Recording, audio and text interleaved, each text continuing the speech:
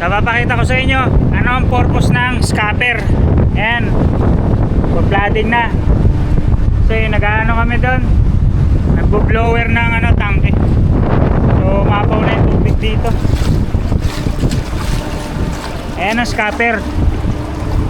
So ito yung nagko-control ng para hindi kami magkaroon ng oil spill.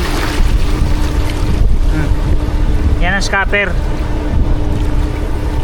So sa mga seaman alam nila to, pero sa ordinaryong tao hindi nila kabisado. Siyempre iba na may trabaho namin. Ayan yan.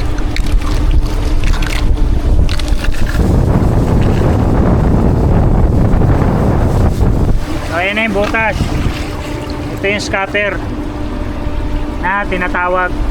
Pag nagkaroon ng langis o may tumagas na langis sa kubyerta o anything katulad yan, winch, hydraulic powered siya. So pag nagkaroon ng mga tagas-tagas, hindi siya dediretso sa dagat at hindi kami magkakaroon basta-basta ng oil spill kasi merong scupper. So ilalagay mo lang yung scupper na yan na ganyan para ito yung magkocontrol ng oil spill. So kita nyo, nandito yung scupper. Tanggal ko.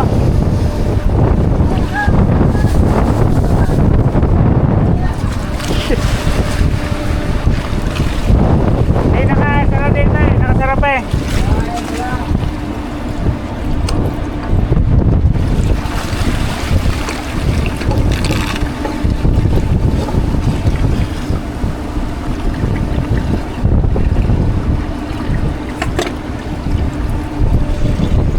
Ayan yung scupper natin.